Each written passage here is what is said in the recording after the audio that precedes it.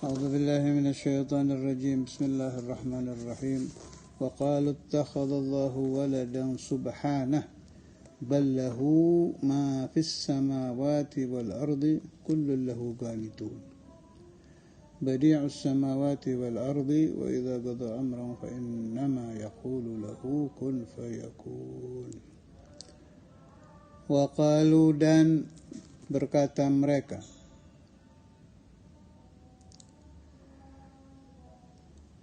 siapa mereka? Al-Yahud wal Nasara. Ittakhadallahu waladan.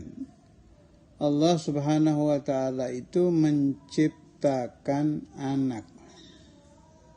Subhanah, maha suci Allah.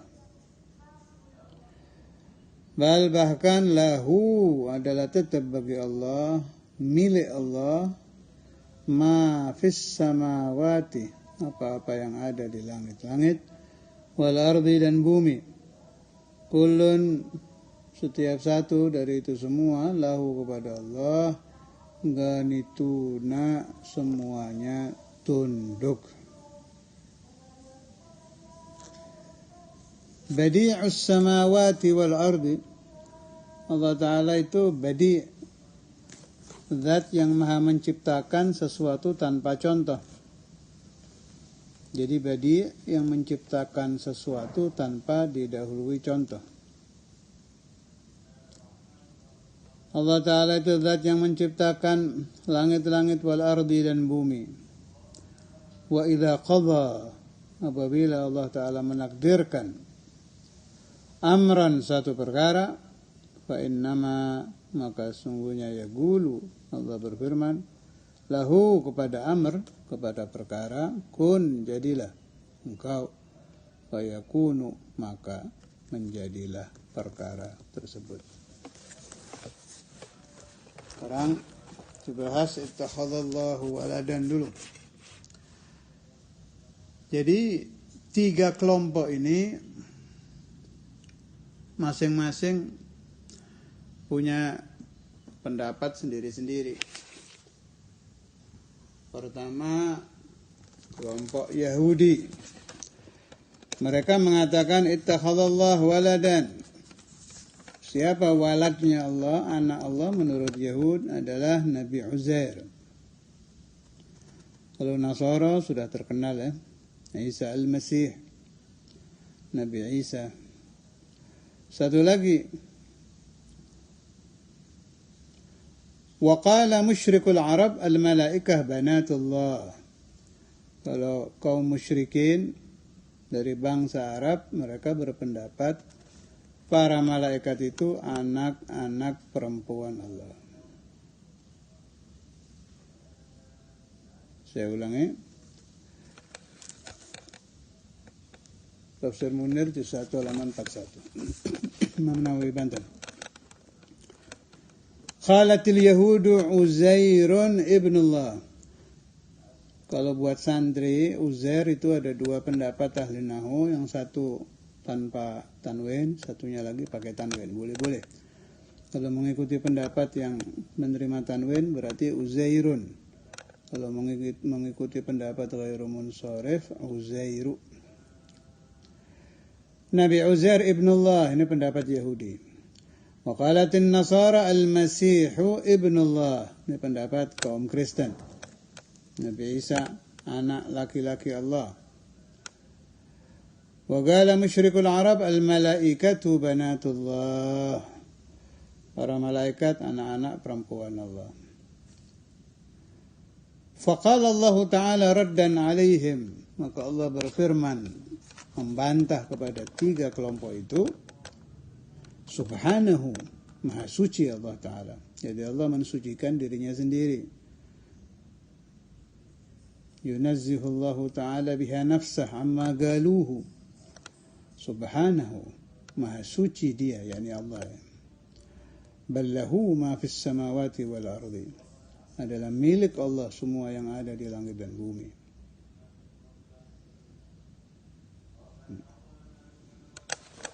Kullun lahu ganitun. Ganitun muti'una lahu. Setiap satu, semua apa saja yang ada di samawat dan bumi adalah tunduk patuh kepada Allah Ta'ala. Ini mungkin ada iskal, ada yang sulit memahami tentang kullun lahu qanitun. Ya buktinya ada yang tidak patuh kepada Allah Ta'ala, ya banyak kan yang tidak patuh. Orang-orang yang anti Tuhan ya tidak patuh, Kristen tidak patuh, Yahudi tidak patuh, musyrikul Arab tidak patuh. Apa maksudnya ini? Nah, supaya difaham, ini pemahaman penting sebab sering di Quran ini muncul ayat-ayat begini, kullun lahu qanitun, sabbahalillahi ma fis samawati wa ma fil ardi. Padahal kan ada yang tidak tasbih. Ayat-ayat yang menerangkan bahwa semua makhluk itu tunduk patuh kepada Allah, itu maknanya bagaimana? Makna ta'at, bahasa Arabnya patuh, ta'at. Jadi begini, ta'at itu dibagi dua. Ada ta'atul ibadah, ada ta'atul iradah. Saya ulangi, at-ta'atu ta'atan. Ta'at itu dibagi dua. Ada ta'atul ibadah, ta'at di dalam ibadah, seperti kita diwajibkan sholat, disuruh puasa Ramadan, suruh zakat, haji, itu namanya ta'atul ibadah. Ada lagi ta'atul iradah. Jadi patuhnya ini karena ditakdirkan. Nah ini tolong dipaham, orang kafir itu yang menciptakan kafir, hakikatnya juga Allah. Orang maksiat yang menciptakan maksiat, hakikatnya juga Allah. Bencana alam, hakikatnya yang menciptakan juga Allah. Jadi si bencana alam itu sedang ta'atul iradah. Ahlul ma'asi sedang ta'atul iradah loh, bukan ta'atul ibadah, jangan sampai salah paham. Patuh, tunduk, sebab tidak ada yang mampu melawan takdir Allah. Lah apakah Allah ridha dengan maksiat? Orang kafir sedang ta'atul iradah, artinya ditakdirkan kafir. Oh, beda lagi. Innallaha la ya'muru bil fahsya. Saya ulangi lagi biar tidak salah paham. Ta'at itu dibagi dua. Ada ta'atul ibadah. Makhluk Allah melaksanakan perintah Allah, itu namanya ta'atul ibadah. Sudah. Ada lagi ta'atul iradah. Si makhluk ini ta'at alias tunduk alias patuh alias ikut sama takdir dia. Kalau takdirnya dia maksiat, ya maksiat. Takdirnya dia kafir, ya kafir. Takdirnya dia hancur, ya hancur. Itu ta'atul iradah. Tidak bisa mau melawan takdir Allah, tidak bisa. Sudah. Allah Ta'ala yang menciptakan kekafiran, menciptakan kemaksiatan ini, apakah ridha dengan maksiat? Tidak. Wala yarda li ibadihil kufur, tidak ada, Allah tidak ridha. Bahkan murka. Apakah Allah memerintahkan maksiat? Tidak. Innallaha la ya'muru bil fahsya. Ada kaidah Ahlussunnah lagi. Innallaha qad ya'muru wa yuridu. Satu ini ya. Allah itu terkadang ya'muru wa yuridu, amr dan iradah, memerintahkan dan menakdirkan. Contoh imanu Abi Bakrin. Ini kaidah Ahlussunnah. Di kitab-kitab tauhid ada ini. Di banyak kitab tauhid ada. Saya ulangi. Innallaha qad ya'muru wa yuridu. Terkadang Allah Ta'ala itu memerintahkan wa yuridu dan menakdirkan. Contohnya imanu Abi Bakrin as-Siddiq. Allah Ta'ala memerintahkan Sayyiduna Abu Bakar beriman dan menakdirkan.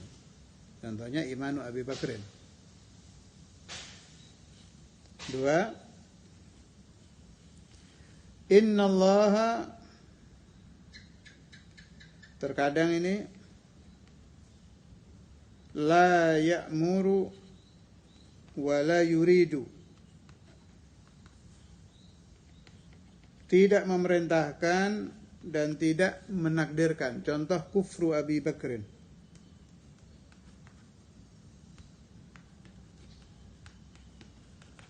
Seperti kafirnya Sayyidina Abu Bakar. Allah tidak memerintahkan Sayyidina Abu Bakar kafir, juga tidak menakdirkan. 3. Innallaha qad ya'muru wa la yuridu.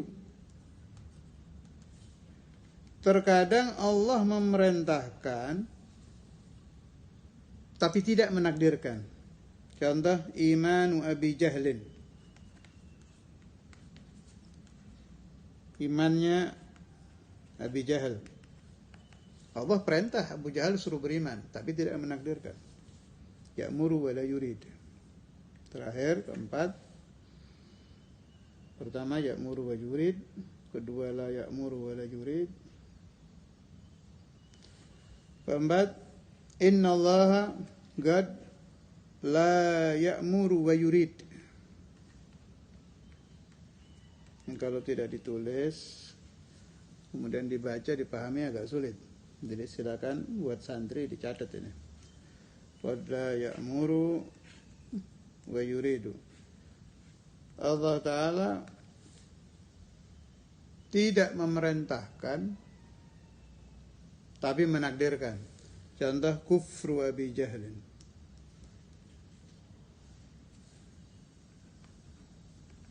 Kafirnya Abu Jahal.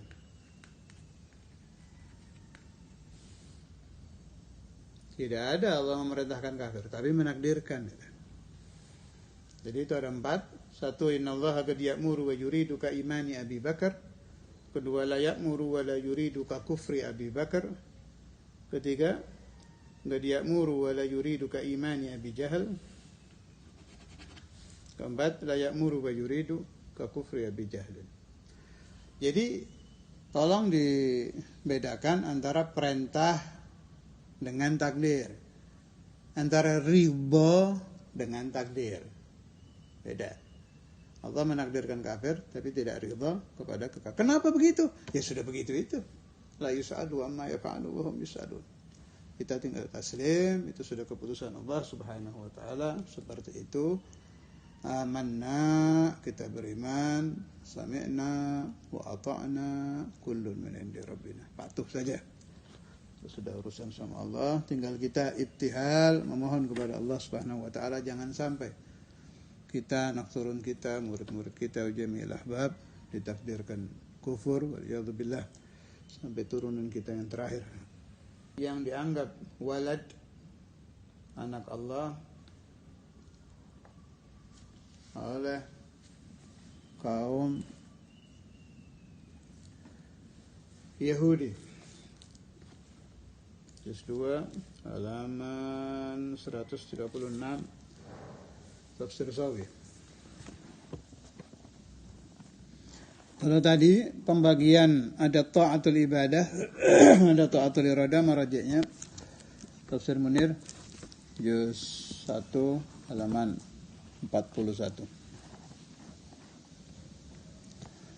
Qala Ibnu Abbas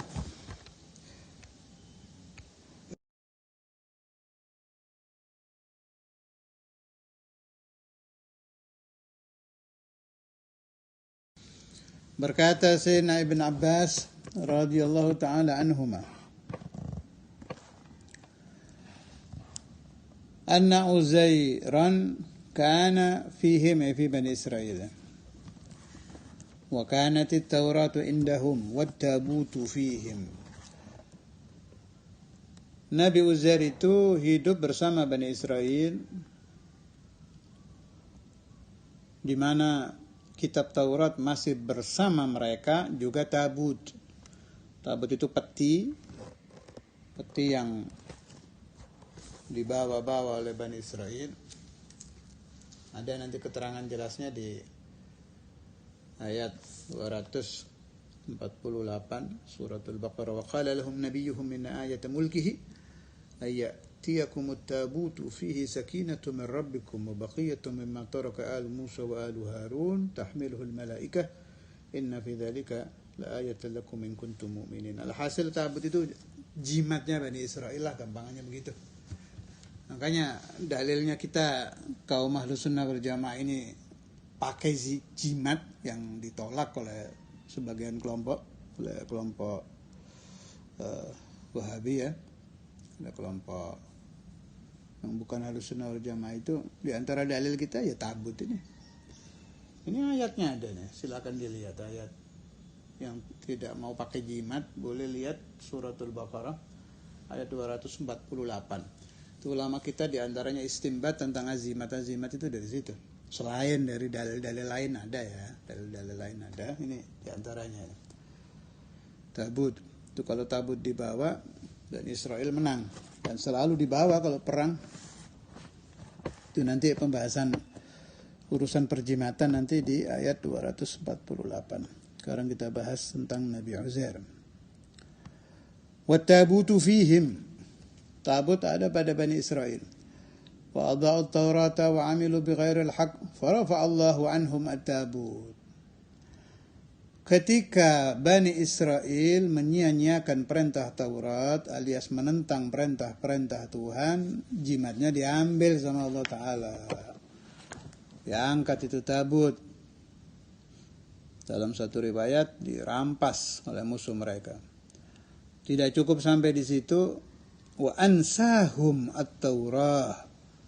Tahu-tahu tidak ada satupun dari mereka yang hafal kitab Taurat. Ini juga dalil lagi ya. Orang itu jangan mentang-mentang dia ngerti ilmu agama, mentang-mentang banyak ijazah, mentang-mentang banyak ibadah. Ingat Allah itu hidup loh, dan selalu hidup, maha melihat, maha mengawasi. Begitu kita berani menentang Allah Ta'ala, bisa terjadi nih. Kalau anda punya jimat-jimatnya dibikin gak mujarab lagi, punya ilmunya diangkat, punya asrar-asrarnya diambil, waliyadzubillah. Punya keramatnya dicabut. Sebab Allah Ta'ala itu selalu mengawasi. Kalau orang diberi ilmu, diberi mathalan satu azimat yang mujarab, diberi ilmu yang mujarab, diberi karamah yang nyata, diawasi sama Allah, ini ketambahan amanat. Mereka adha'u, ata'u. Kalau adha'u biddat, menyia-nyiakan nikmat-nikmat Allah, maksiat, bakal diambil itu semua, dicabut. Butuh waktu sedetik saja. Yang butuh waktu sedetik kitanya. Kalau Allah Ta'ala la yataqayyadu bil waqt. Kalau waktu 1 detik sudah hilang itu semua. Sudah. Wat-tabutu fihim fa'adha'u at-Taurah wa 'amilu bighairil haqq farafa Allah anhum at-tabut wa ansahum at-Taurah. Wa masahaha min sudurihim. Hilang sudah hafalan kitab Taurat. Fada'allaha Uzairun. Kemudian Nabi Uzair berdoa kepada Allah Ta'ala, wabtahala ilaih. Ini dalil ibtihal juga. Kalau saya mengartikan ibtihal itu jeritan yang jenisnya meratap. Kan ada jeritan karena kaget, ada jeritan karena senang. Ada orang senang menjerit, kaget menjerit. Ini ibtihal, ini jeritan tapi yang jenisnya ratapan, meratap. Wabtahala ilaih. Nabi Uzair ibtihal kepada Allah Ta'ala ayarudda ilaihi at-Taurata, agar Allah Ta'ala mengembalikan kitab Taurat. Wa bainama huwa yusalli mubtahilan ila Allah nazala nurun minas sama'i fadakhala fi jawfihi fa'adat ilaihi. Di tengah-tengah Nabi Uzair sedang ibtihal, meratap-ratap memohon kepada Allah Ta'ala. Dalam keadaan beliau salat, beliau ibtihal kepada Allah Ta'ala, tahu-tahu diijabah. Allah turunkan satu cahaya dari langit dan masuk itu cahaya ke dalam badan Nabi Uzair. Masuk ke dalam. Fa'adat ilaih. Kontan setelah itu nur masuk ke dalam jiwa Nabi Uzair, kembali hafalan kitab Taurat. Fa'adhana fi qaumihi wa qala ya qaumu qad atani Allahu at-Taurata wa raddaha alayya. فعلقوا به يعلمهم ثم مكثوا ما شاء الله ثم إن التابوت نزل بعد ذهابه منهم. Ringkas cerita, beliau umumkan kepada kaumnya bahwa Allah Ta'ala telah mengembalikan kitab Taurat kepada saya. Kemudian kaum Bani Israel berpegang teguh kepada Nabi Uzair, bukan hanya berpegang teguh lagi, sudah kagum luar biasa sampai hulu.